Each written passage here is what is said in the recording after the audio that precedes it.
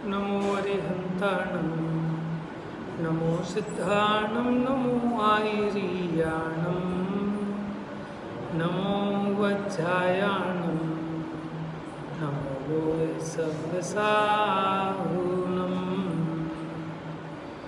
एष सुरासुरमणुषं वन्दितं धोदघायिकं मलं प्रणमामि वर्धमानं तीर्थं धम्मस्य कर्तारम्।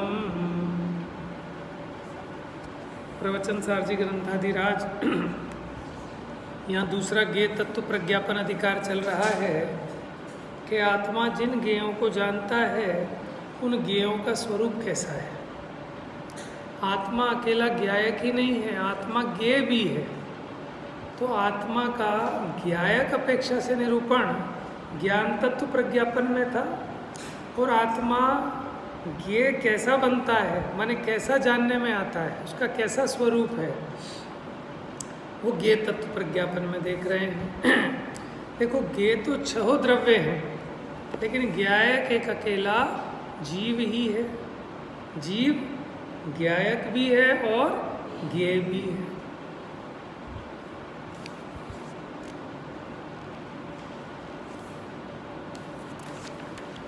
गाथा नंबर 142 अपनी प्रारंभ हो गई थी, आदि टीका हुई थी।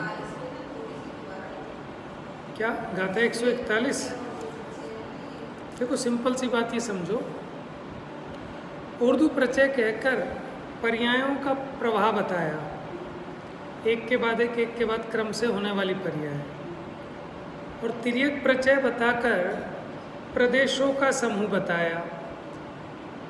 ठीक है, तो तिर्यक प्रत्यय रूप 5 द्रव्य हैं काल को छोड़कर, क्योंकि काल में प्रदेशों का समूह नहीं है, उन्हें अप्रदेशी कहा, एक प्रदेशी कहा।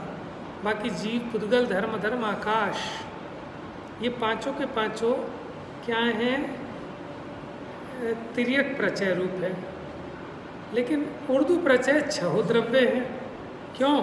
क्योंकि उनमें निरंतर क्रम से होने वाली पर्याय होती उन पर्यायों के समूह को उर्दू प्रत्यय कहा। तो उर्दू प्रत्यय तो 6 द्रव्यों में होते हैं। फिर इसमें बताया था जो काल द्रव्य है उसमें तो समयों का प्रत्यय होता है, क्योंकि उसकी पर्याय समय रूप है। ठीक है, बाकी सब में उनकी जो समय से बताई जाने वाली एक समय वाली वृत्तियां हैं, जिसको हम पर्याय कहते हैं, उनका प्रत्यय वो उनका उर्दू प्रत्यय है।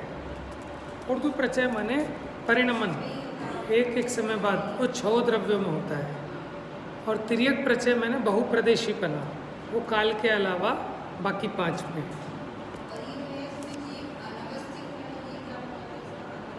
अवस्थित माने होता है स्थित, स्थिर।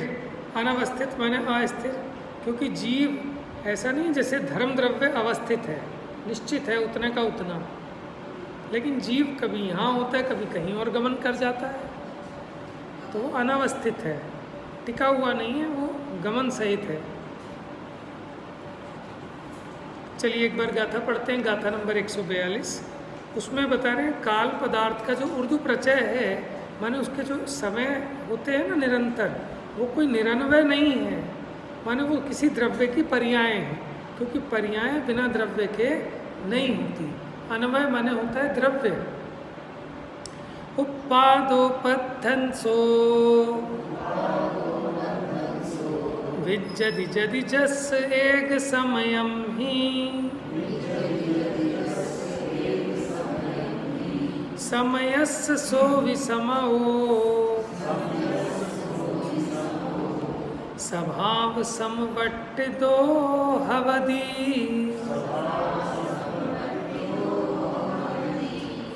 तो कहते हैं उत्पाद पद्धंसो माने विध्वंस, विज्जति माने विद्यति माने विद्यमान स्थिति, यानी उत्पाद व द्रव्य, यदि माने यदि, जस एक समयम ही माने अगर उस काल द्रव्य का एक समय में उत्पाद और विनाश पाया जाता है। ठीक है,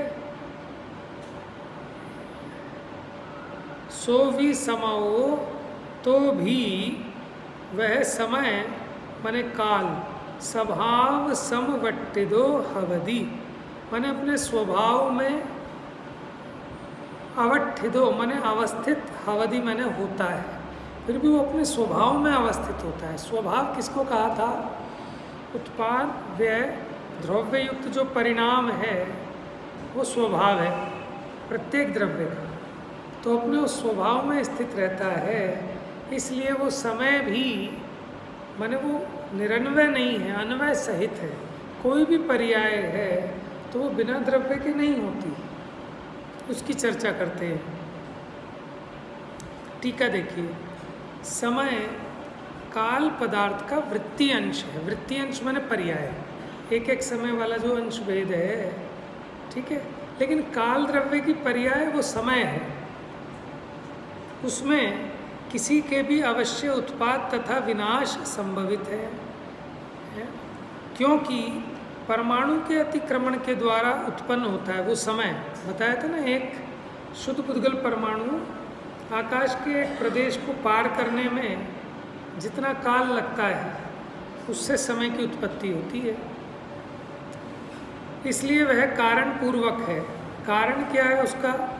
कि परमाणु के द्वारा एक आकाश प्रदेश का मंद गति से उल्लंघन करना वो तो कारण है, और समय रूपी माने उसी तो समय का उत्पाद हुआ, तो समय रूपी वृत्ति अंश उसका कार्य है, इसलिए उसमें किसी पदार्थ के उत्पाद तथा विनाश होते होना चाहिए। माने कोई एक ऐसी स्थिर वस्तु हो कि स्थिर रहकर जो निरंतर उत्पन्न और नाश को प्राप्त हो, लेकिन उसका कोई समूल नाश नहीं होता, वो वस्तु बनी रहकर परिणमित होती है, उसी को कहते हैं उत्पाद और नाश के साथ है।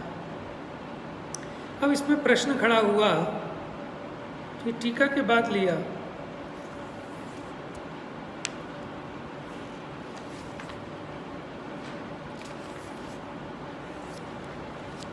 किसी पदार्थ के उत्पाद विनाश होने की क्या आवश्यकता है?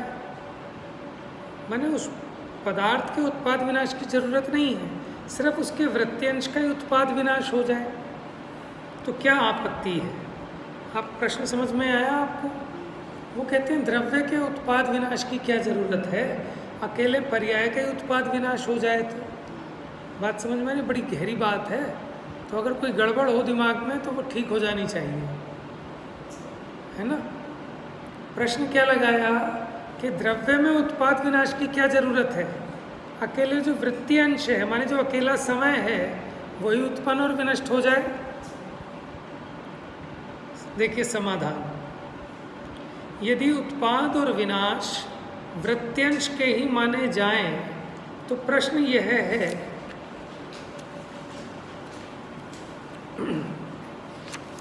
आपको प्रश्न समझ में आ रहा है सबको? क्या कह रहे हैं? अगर उत्पाद और विनाश अकेले वृत्त्यंश के माने उसकी पर्याय के ही माने जाएं तो, अब ध्यान से एकदम एकाग्र होकर समझना। नंबर 1, फिर क्या प्रश्न खड़े होते हैं?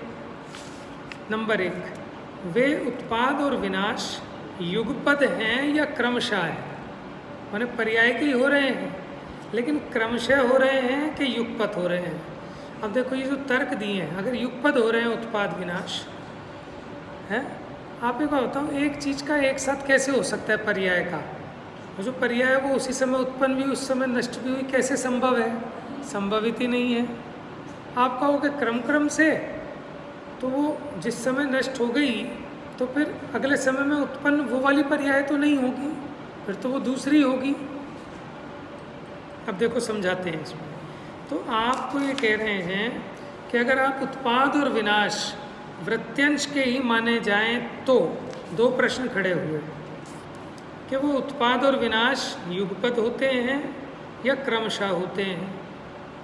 यदि युगपद कहा जाए तो युगपदपना घटित नहीं होता, क्योंकि एक ही समय एक के दो विरोधी धर्म नहीं हो सकते, या तो वो पर्याय उत्पन्न ही होगी या नष्ट ही होगी। ऐसा कैसे पॉसिबल है कि वो उत्पन्न भी हो रही है और नष्ट भी हो रही है और उसी समय में? बात समझ में आ रही है? एक ही समय एक वृत्त्यंश के प्रकाश और अंधकार की भांति, जैसे किसी को कि उसको प्रकाश अवस्था भी हो और अंधकार अवस्था भी हो, ऐसी दो अवस्थाएं एक साथ नहीं होती। उसी प्रकार उत्पाद और विनाश दो विरुद्ध धर्म एक साथ नहीं होते। और हमने तो ये पढ़ा है कि दो विरोधी धर्म आत्मा में एक साथ रहते हैं। प्रश्न आपका आना चाहिए ना, क्या कि दो विरोधी धर्म तो एक साथ पाए जाते हैं और ये मना कर रहे हैं कि ये मना कर रहे हैं ना, इसी से वस्तु समझ में आएगी। आप बुद्धि लगा के सोचो कैसे हो सकता है कि वही चीज़ नित्य भी हो और वही अनित्य भी हो। अपेक्षा भी कब लगेगी? जब आप द्रव्य पर्याय स्वरूप वस्तु को मानोगे, ठीक है ना। अगर आप एकांत पर्याय के उत्पाद व्यय मानोगे तो भी सिद्धि नहीं होगी। यानी उत्पाद व्यय भी वो जो पूरी वस्तु है द्रव्य गुण पर्यायात्मक, उसी में उत्पाद व्यय द्रव्यपना घटित होता है। जैसे कोई कहता है कि अकेला द्रव्य द्रव्य है, तो अकेला द्रव्य द्रव्य है वो भी घटित नहीं होता, ठीक है। और अकेली पर्याय उत्पाद व्यय वाली हैं तो ऐसे भी घटित नहीं होता। उसी चीज़ को यहाँ तर्क से स्पष्ट कर रहे हैं। क्या कह रहे हैं? अच्छा, ये तो एक बात हो गई कि युगपत तो नहीं हो सकते, माने वो समय रूप दशा, ठीक है, उसी समय वो उत्पन्न भी हो उसी समय नष्ट हुआ, इम्पॉसिबल है, ठीक है। तो युगपत नहीं होते। अच्छा, अब दूसरा क्वेश्चन क्या कहा था कि क्रमशः उत्पन्न होते हैं क्या, माने उत्पन्न और विनष्ट, कि पहले उत्पन्न होगा फिर विनष्ट होगा। यदि क्रमशः हैं ऐसा कहा जाए उत्पाद और व्यय, तो क्रम नहीं बनता, क्योंकि वृत्त्यंश के सूक्ष्म होने से उसमें विभाग का अभाव है। माने वो तो सबसे सूक्ष्म अंश है, आप उसमें क्रम कैसे कर सकते हो कि पहले ये होगा फिर ये होगा? उसके अंदर ऐसे दो भेद तो है नहीं, वो तो अकेला ही है। अब अगर वो नष्ट हो गया तो वो उत्पन्न कैसे हो गया? समझ में आया? तो इसलिए ना तो उसमें युगपत बनता और ना क्रमशः बनता। फिर से देखो इसको कि अगर उस वृत्त्यंश में उत्पाद और विनाश क्रमशः है, क्रमशः माने होता है कि एक के बाद एक, कि पहले ये होगा फिर ये होगा, तो वो कह रहे हैं भैया वो जो वृत्त्यंश है वो बहुत सूक्ष्म है, उसमें और कोई उससे छोटा विभाग नहीं है कि वहाँ आप ये दो चीज़ें खड़ी कर दो कि पहले इस पार्ट का उत्पाद होगा फिर इस पार्ट का विनाश होगा। और फिर वो समय से बड़ी होती नहीं कि आप कहो कि पहले समय में उत्पाद हुआ अगले समय में नाश हुआ, तो पर्याय तो एक समय की होती है। आप उसमें ऐसे क्रम से करोगे तो दो समय तो रहती नहीं पर्याय, कि आपको पहले समय में उत्पन्न हुई और दूसरे समय में नष्ट हुई, ऐसा हो नहीं सकता। क्यों? कि पर्याय समय विशिष्ट होती है, एक समय की होती है। क्योंकि वृत्त्यंश के सूक्ष्म होने से, माने जो पर्याय वो अत्यंत सूक्ष्म है, उससे छोटा उसका विभाग नहीं हो सकता, माने पर्याय काल की सापेक्षता से होती है। इसलिए समय रूपी वृत्त्यंश के उत्पाद तथा विनाश होना अशक्य होने से, वो कह रहे हैं जो काल द्रव्य का सूक्ष्म अंश है ना, वृत्ति का अंश, उसका नाम है समय। तो उस समय के उत्पाद और विनाश होना अशक्य होने से ना तो युगपत बात बनती और न क्रमशः बात बनती। कोई वृत्तिमान अवश्य ढूंढना चाहिए कि कोई ऐसा वृत्तिमान कि जो इन उत्पन्न होते समय में, ठीक है, नष्ट होते समय में उसमें एक अनुस्यूत रूप से रहे, क्योंकि उसके आश्रय से उत्पाद और विनाश हो सकता है। अगर वो वृत्तिमान ना हो तो क्या उत्पन्न हुआ? फिर तो कोई नई चीज़ ही उत्पन्न हो जाएगी बिल्कुल, ठीक है। और क्या नष्ट हुआ है? देखो, चेंज भी बिना कोई स्थायी वस्तु के आप चेंज नहीं कह सकते कि ये चेंज हो गया। चेंज हो गया तभी कहा जा सकता है कि ये वस्तु पहले भी थी और अब भी है, तभी तो कह सकते हो चेंज। अगर वो पहले वाली वस्तु नष्ट हो गई होती तो चेंज नहीं कहते, रिप्लेस कहते फिर उसको। और देखो, चेंज का और रिप्लेस का अंतर है। रिप्लेस माने वो नष्ट हो गई, कोई दूसरी आ गई उसकी जगह पर, और चेंज का मतलब भी, हालांकि हम यही कहते हैं कि इसको दे के वो ले लें, लेकिन ये चेंज का मतलब क्या है कि जैसे कोई बच्चा था, अब वो बड़ा हो गया, तो हम कहेंगे यार तू तो बिल्कुल ही चेंज हो गया। तो आप कैसे पहचाना कि ये चेंज हो गया, और आप क्यों कह रहे हो कि भाई तू तो बिल्कुल बदल गया? तो इसका मतलब कोई नित्य चीज़ है ना वहाँ पर, जिसको आप कह रहे हो तू पहले ऐसा था और अब तो तू बिल्कुल बदल गया। और अगर सही में बदल गया होता कि रमेश गया था और सुरेश आया, तब उससे थोड़ी कहेंगे भाई तू तो बिल्कुल बदल गया, तब तो वो नया आदमी है। तो यानी जो बदलना है, जो परिवर्तन है, जो चेंज है, वो भी तभी संभव है कि जब उस चेंज में परिणमने वाली कोई ध्रुव वस्तु हो, कोई नित्य वस्तु हो। तो वृत्ति भी तभी बनेगी जब कोई वृत्तिमान हो, माने उसमें जैसे आपकी साइकिल चलती है, ठीक है, वो साइकिल का चलना माने वो पहिए हैं ना, अकेले पहिए तो चलते नहीं, ठीक है। अब ये विषय हमारा उत्पाद व द्रव्य की जब चर्चा आई तो वहाँ हमने सिद्ध किया था कि अकेले उत्पाद व मानो तो उसकी सिद्धि क्यों नहीं होती, अकेले द्रव्य मानो तो उसकी सिद्धि क्यों नहीं होती। अच्छा, द्रव्य और पर्याय की चर्चा में भी आपको ख्याल में होगा कि अकेले द्रव्य की सिद्धि नहीं हो सकती, बिना पर्याय के, बिना अवस्था के द्रव्य का अस्तित्व कहाँ पाया जाएगा? बिना परिणाम के वस्तु नहीं होती, और परिणाम परिणामी के बिना नहीं होता। ध्रुव वस्तु के बिना परिणाम किसका? आपको सब बर्फी, ठीक है, अब हम बर्फी ले आए तो आपने कहा कि साहब ये तो खोया है, ठीक है। हम बेसन की ले आए तो आपने कहा ये तो बेसन है, तो आप बर्फी कहाँ से लाओगे? कि बिना ध्रुव वस्तु के, माने हम यहाँ उदाहरण में बेसन को द्रव्य मान रहे हैं और बर्फी को पर्याय मान रहे हैं, ठीक है। तो कड़ा कुंडल आदिक बिना धातु के नहीं पाए जा सकते, और धातु भी किसी न किसी अवस्था में ही मिलेगी। कड़े कुंडल के रूप में मिले, है ना, बिस्किट के रूप में मिले, गिन्नी के रूप में मिले, तो बिना अवस्था के द्रव्य नहीं और बिना द्रव्य के अवस्था नहीं है।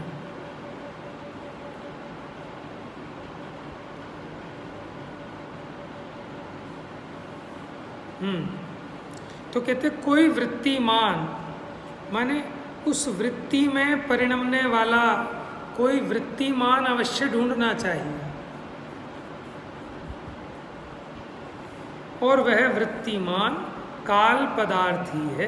देखो, वृत्त्यंश है समय, और उन समय समय में कौन परिणमित हो रहा है, कौन उत्पन्न विनष्ट हो रहा है, उसका नाम है काल पदार्थ। वो है वृत्ति, माने द्रव्य और उसकी पर्याय। काल द्रव्य है और समय उसकी पर्याय है। यहाँ ये सिद्ध किया जो समय नामक पर्याय है वो किसी द्रव्य की है, बिना द्रव्य के पर्याय नहीं होती है। हाँ, उसको माने उस काल पदार्थ को वास्तव में एक वृत्त्यंश में भी उत्पाद और विनाश संभव है। किसको? उस काल पदार्थ को, माने एक ही समय में उत्पाद विनाश दोनों संभव है। कैसे? कि नवीन पर्याय का उत्पाद उसी समय में, तो नवीन पर्याय का उत्पाद पूर्व पर्याय के व्यय स्वरूप है, तो एक ही समय में पूर्व पर्याय का व्यय और नवीन पर्याय का उत्पाद, ठीक है। एक ही पर्याय का उत्पाद और एक ही पर्याय का विनाश ऐसे नहीं बनता, ना तो युगपत ना क्रमशः, अकेले अकेले बिना द्रव्य के। क्योंकि जिस वृत्तिमान के, जिस वृत्त्यंश में, वृत्तिमान माने द्रव्य, वृत्त्यंश माने पर्याय, जिस वृत्तिमान के जिस वृत्त्यंश में उस वृत्त्यंश की अपेक्षा से तो उत्पाद है, तो जो उस वृत्त्यंश की अपेक्षा से उत्पाद है, जैसे दूध पर्याय का अभाव और दही पर्याय का उत्पाद,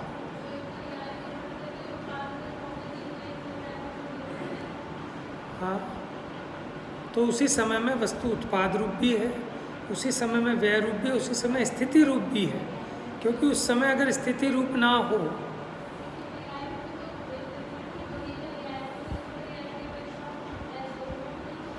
देखो नहीं पर्याय पर्याय पर्याय में नहीं बनता। वो ये कहता है एक ही समय में, एक ही समय में उत्पाद व द्रव्य तीनों होते हैं एक समय में। अपेक्षा तो पूर्व पर्याय की लगानी पड़ती है कि उसी समय में पूर्व पर्याय की अपेक्षा द्रव्य व्यय स्वरूप है, नवीन पर्याय की अपेक्षा द्रव्य उत्पाद स्वरूप है, और उसी समय अनुसूति से रचित जो प्रवाह है उसकी अपेक्षा वह ध्रुव्य रूप है। तो इसलिए अकेले पर्याय पे सिद्ध नहीं कर सकते, अकेले द्रव्य पे सिद्ध नहीं कर सकते। द्रव्य पर्यायात्मक जो वस्तु है उसी पर आप ये सिद्ध कर सकते हैं कि ये उत्पाद व ध्रुव्यात्मक है।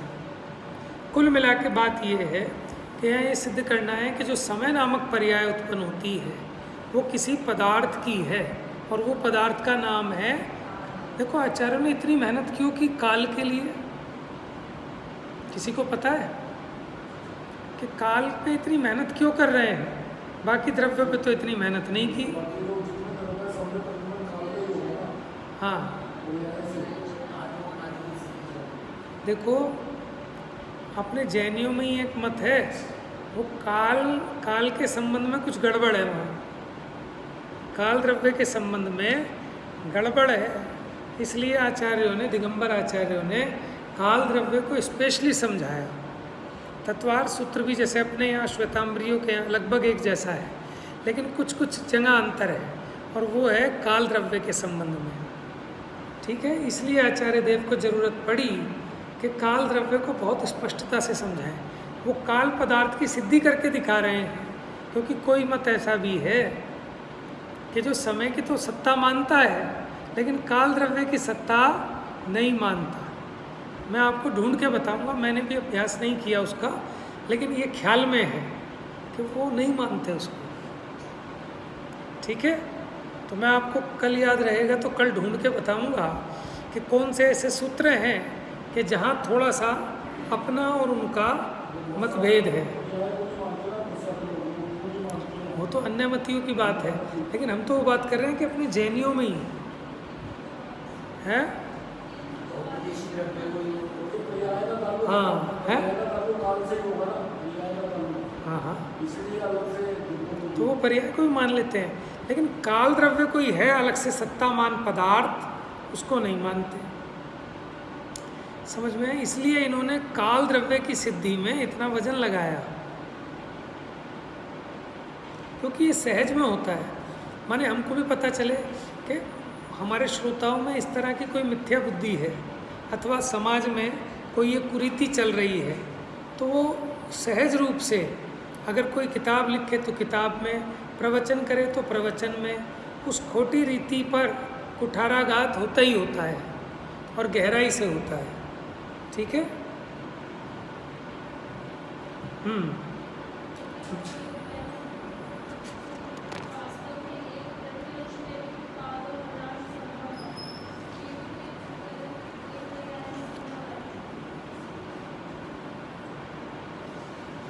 देखो, उसको वास्तव में एक वृत्त्यंश में भी उत्पाद और विनाश संभव है।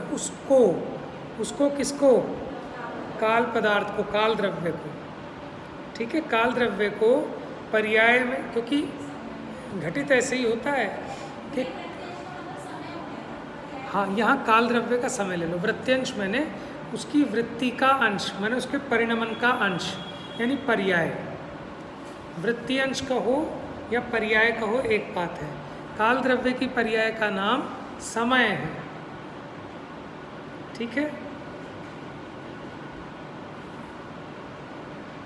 माने जो द्रव्य उत्पन्न होता है वो अपने परिणाम में ही तो उत्पन्न होता है। जैसे सोना उत्पन्न हुआ तो कड़े रूप में तो उत्पन्न हुआ, और सोने का नाश हुआ तो कुंडल रूप से नाश हुआ। तो कुंडल का नाश, कड़े का उत्पाद एक ही काल है। उदाहरण है बहुत मोटा, बीच में बहुत सारी और स्टेप्स पर्याय हैं।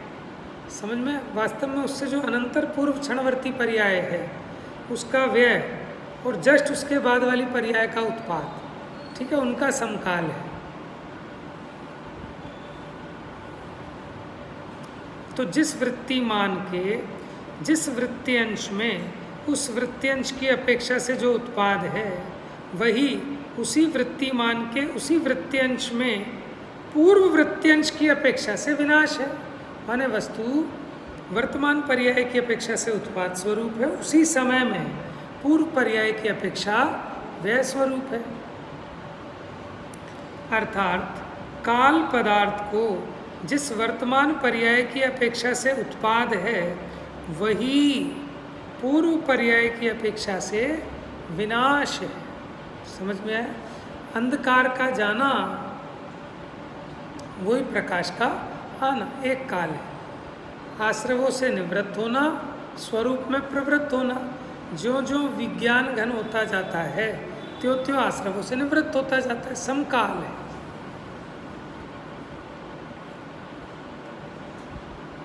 लेकिन यहाँ पर भी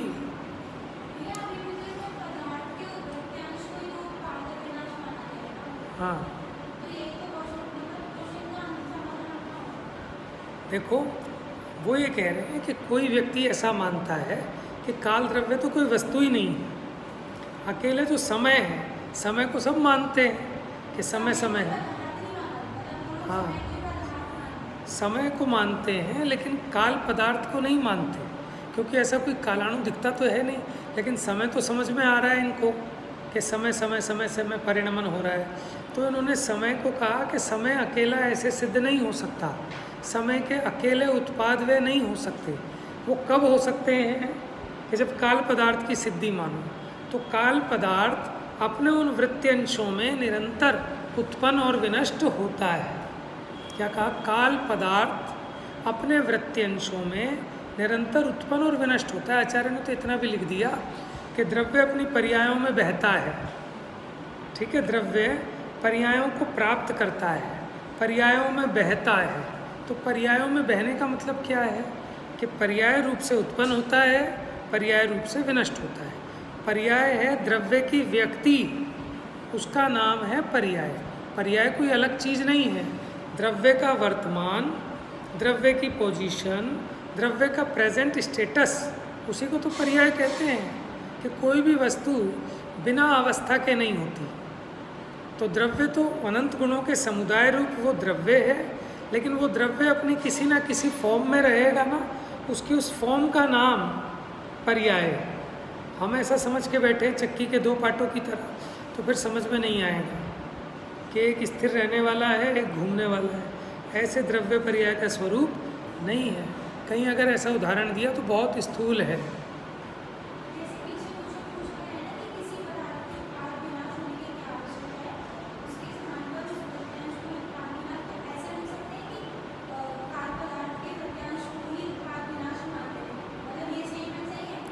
वो देखो प्रश्न उन्होंने कहा कि कोई बात नहीं, अकेले वो जो पर्याय है उसी का उत्पाद विनाश मान लो, द्रव्य की जरूरत क्या है आपको? नहीं सही ना? नहीं, मतलब ये करेक्ट स्टेटमेंट है, ये करेक्ट स्टेटमेंट है, लेकिन वो ऐसा नहीं मान रहा। वो खाली हाँ समय समय समय का उत्पाद विनाश। तो बिना द्रव्य के अकेली पर्याय होती भी नहीं, और अगर हो तो उसके उत्पाद विनाश की भी सिद्धि नहीं होती बिना द्रव्य के, बिना वृत्ति मान के। कि परिणमेगा कौन? कि परिणमने वाला ही तो द्रव्य है। द्रव्य के परिणमन को ही तो पर्याय कहते हैं। क्यों?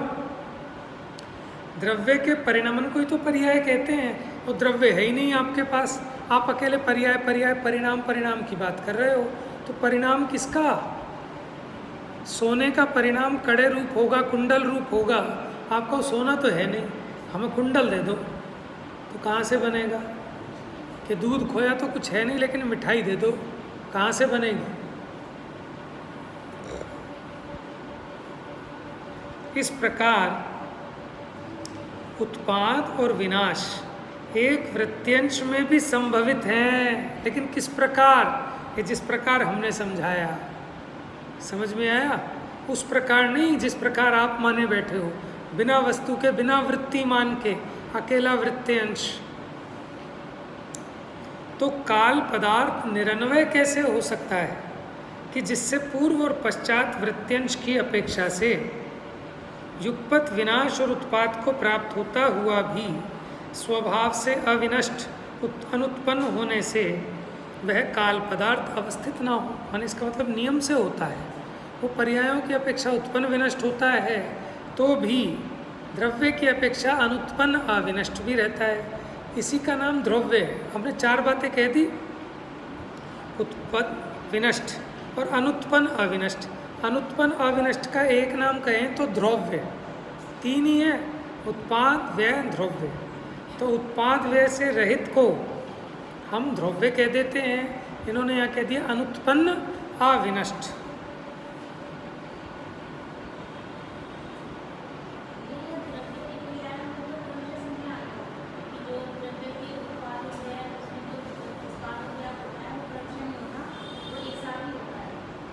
है? हाँ मैं समझ गया। पूर्व माने यहाँ ये कह रहे हैं एक ही समय में उत्पाद व द्रव्य तीनों होते हैं, लेकिन वो तभी घटित होंगे जब द्रव्य पर्यायात्मक वस्तु को मानोगे। आप अकेले पर्याय को मानोगे तो पर्याय तो नष्ट हो गई, फिर उत्पाद किसका हुआ? समझ में आया ना? हाँ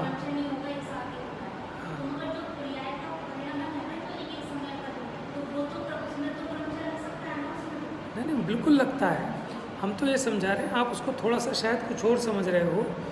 देखो, जो द्रव्य परिणमित होता है ना, वो क्रम क्रम से ही होता है कि अभी पहले समय में कड़े रूप हुआ, माने वो सोना, अगले समय में कुंडल रूप हुआ, तो परिणाम तो प्रति समय क्रम क्रम से उत्पन्न होगा द्रव्य का परिणाम। लेकिन हम वहाँ ये बात कह रहे थे कि उत्पाद, व्यय, द्रव्य, इसमें तीन समय नहीं लगते। हर समय में वस्तु उत्पाद व्यय द्रव्यात्मक है। ठीक है, वो तो देखो पर्याय की अपेक्षा समझाने के लिए कहते हैं कि पहले समय में पर्याय नष्ट हुई, अगले समय में उत्पन्न हुई, तो बीच के समय तो बिना पर्याय के हो गया द्रव्य। अगर पहले समय नष्ट हुई, अगले समय उत्पन्न हुई, तो बीच में तो फिर अस्तित्व समाप्त हो जाएगा। बिना पर्याय के वस्तु कैसे पाई जाएगी? तो इसलिए कह रहे हैं वस्तु हर समय उत्पाद व्यय द्रव्यात्मक है। अब प्रश्न ये खड़ा होता है, उस पर बहुत बहस की कि एक समय में इसका उत्पाद हुआ, अगले समय में विनाश हुआ। ठीक है, अच्छा इस समय विनाश हुआ, उससे अगले समय में उत्पाद हुआ, तो उससे तो वस्तु खंडित हो जाएगी, क्योंकि उसमें अनुसूति से रचित प्रवाह बना है। जैसे आपका बचपना गया, जवानी आई, तो बचपना जाने पर भी कोई एक कंटिन्यूटी में चीज़ बनी रही ना, कि जिसमें से ये पर्याय नष्ट होकर नवीन पर्याय उत्पन्न हुई। ऐसा तो नहीं कि उस पर्याय के साथ वस्तु मर गई, खत्म हो गई, उस अपेक्षा कह रहे हैं। तो वो तो परिणमन तो क्रम क्रम से ही होता है। जैसे पहले 1 नंबर का परिणमन, फिर 2 नंबर का, फिर 3 नंबर का, फिर 4 नंबर का है। हाँ, वो डिपेंड करता है। अगर शुद्ध हैं, सिद्ध भगवान हैं, तो उनका बिल्कुल उसके जैसा जैसा ही होता है। संसारी है तो उसका विसदृश रूप होता है ना, सदृश और विसदृश। ठीक है, तो वहाँ वो हम दूसरी बात कह रहे थे कि उत्पाद व द्रव्य तीनों एक समय में सिद्ध होते हैं। वो कैसे सिद्ध होते हैं कि पूर्व पर्याय का अभाव, नवीन पर्याय का उत्पाद, उसमें समय भेद नहीं है, एक ही समय है, और उसी समय वस्तु अपने जो स्वभाव रूप स्थिति है, ध्रुव रूप स्थिति है, ध्रुव भी रहती है। तो उसमें कोई आपत्ति नहीं। देखो, कहने में कुछ भी आपत्ति नहीं है, बस आपको भाव भासना करेक्ट होनी चाहिए। ठीक है, और कहने वाला बात तो सही कहे, लेकिन भाव भासना उल्टी ग्रहण करे।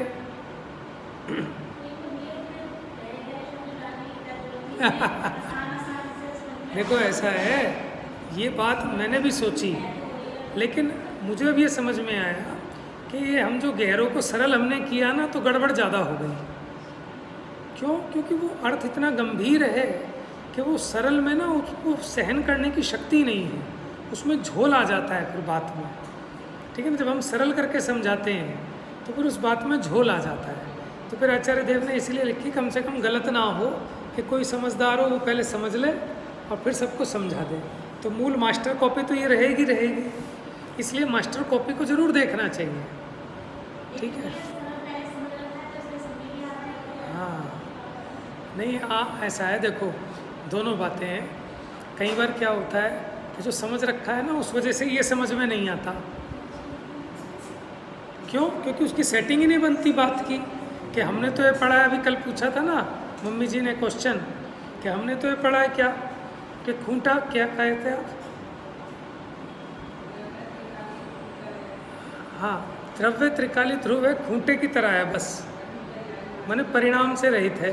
और यहाँ कह रहे हैं कि परिणाम वाला है द्रव्य, अब ये कैसे समझ में आएगी? बात समझ में ही नहीं आएगी। अब आपको क्या लगेगा, या तो वो गलत है या ये गलत है।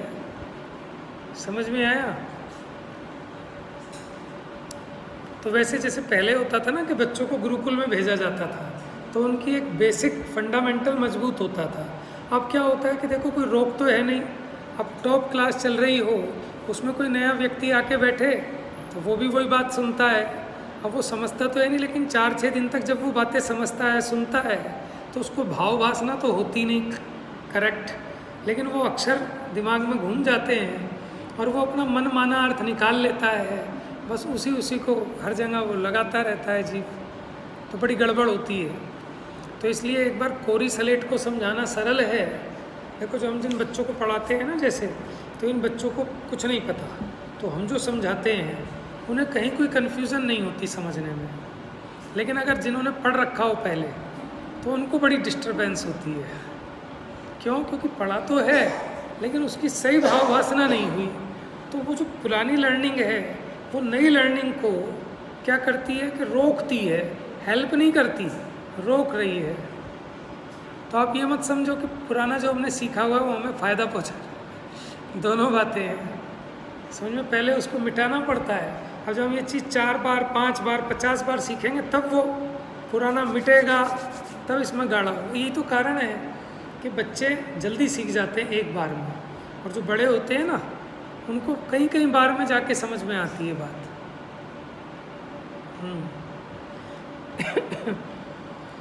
तो ये बातें बड़ी गंभीर हैं, तो गंभीर शब्दों में ही लिखी गई हैं, ताकि इसका कहीं भी, जैसे जो वकीलों की भाषा होती है ना, कोर्ट की लैंग्वेज, वो बड़ी कसी हुई टाइट लैंग्वेज होती है।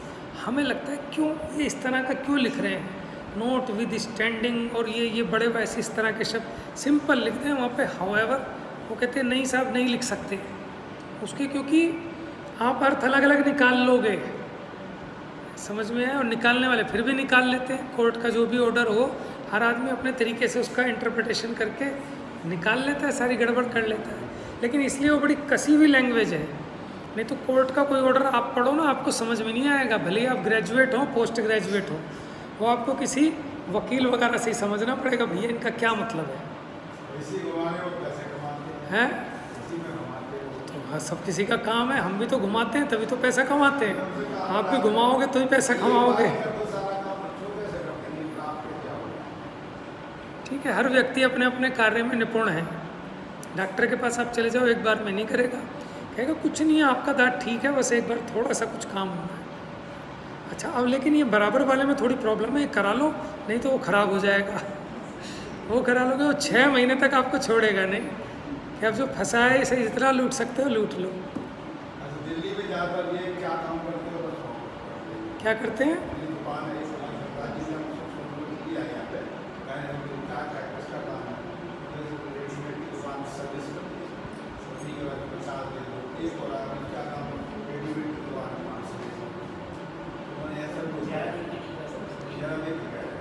है? सही बात है। चलो खैर, देखो ये प्रश्न किया कि आचार्यों ने जो ग्रंथ लिखे वो संस्कृत में क्यों लिखे, उन्होंने ही देश भाषा में क्यों नहीं लिख दिए, और आप फिर क्यों लिख रहे हो देश भाषा में जब उन्होंने संस्कृत में लिखे। तो उन्होंने लिखा, देखो जो बड़े लोग लिखते हैं वो उत्कृष्ट बात लिखते हैं और उत्कृष्ट व्यक्तियों की मुख्यता से लिखते हैं। क्यों? क्योंकि देश भाषा तो अलग अलग क्षेत्र में अलग अलग है, तो एक स्टैंडर्ड भाषा में लिखना चाहिए, ताकि उसको, जैसे मान लो इंग्लिश लैंग्वेज है, वो इंटरनेशनल लैंग्वेज है आज के टाइम में, माने इंग्लिश सब जगह चल जाएगी। लेकिन अब कोई बिहारी आए, ठीक है, और लंदन में चला जाए तो वो समझा नहीं पाएगा, ठीक है, वो मलयालम बोलने वाला वो सक्सेसफुल नहीं होगा। तो इसलिए जो शास्त्र लिखते हैं, ग्रंथ लिखते हैं, वो मानक भाषा में लिखी जाती है।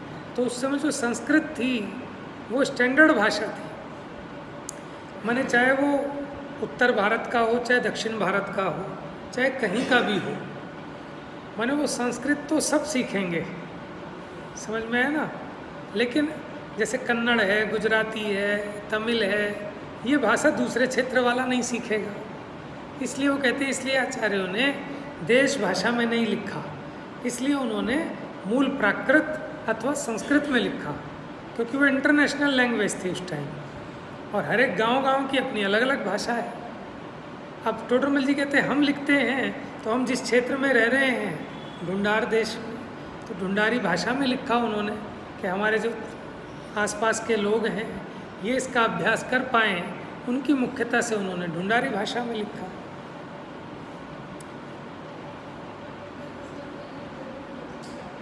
है हाँ ये भी बात ठीक है कि टोडरमल जी अगर संस्कृत में लिखते हैं ना मोक्ष मार्ग प्रकाशक, तो वो बच जाते, इतनी आपत्ति नहीं आती। समझ में हमारे सामने वाले को गाली भी दो तो ऐसे दो उसे समझ में ही ना आए, है तो उनके साथ समस्या ये हो गई ना कि उन्होंने देखो 5वें अध्याय में जितने अन्य मती थे उनका खुल के खंडन कर दिया, वो भी देश भाषा में, अनपढ़ आदमी को भी समझ में आ जाए। और फिर जो अपने जैन मत के नाम से ही जितने भी पाखंड मत चलते हैं उन सबको भी वहाँ उन्होंने लपेट दिया 6ठे अधिकार में।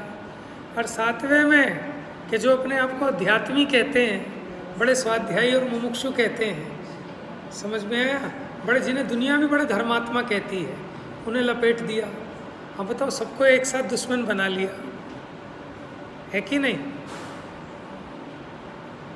वो तो सब कहने की बात है कि जब जो होना है वो निश्चित है, ठीक है ना, जितना आयु कर्म था वो था तो, लेकिन बात ये है कि देखो कितने मूल मुद्दों की बात की है कि माने ये तो बड़ा क्रांतिकारी ग्रंथ है मोक्ष मार्ग प्रकाशक। जैसे हम जो भगत सिंह वगैरह को याद करते हैं ना, टोडरमल जी ने ऐसा काम किया है, ठीक है, हालांकि उसकी कोई तुलना नहीं है इस बात से, लेकिन जैसे लौकिक में लोग दीवाने हैं भगत सिंह के, तो ऐसे टोडरमल जी ने बिल्कुल निर्भीक होकर, ठीक है, सबसे दुश्मनी लेकर कि जीव का कल्याण हो जाए। नहीं तो आदमी सच्ची बात बोलने में बहुत डरता है कि सच्ची बात बोल दूंगा तो अभी पिटाई लग जाएगी, समझ में आया। लेकिन उन्होंने उस कीमत पर भी वो सच्ची बात बोली, वो तो एक षड्यंत्र था और उनका भी काल आ गया था, समझ लो। चलिए ये हो गया ना पूरा अब।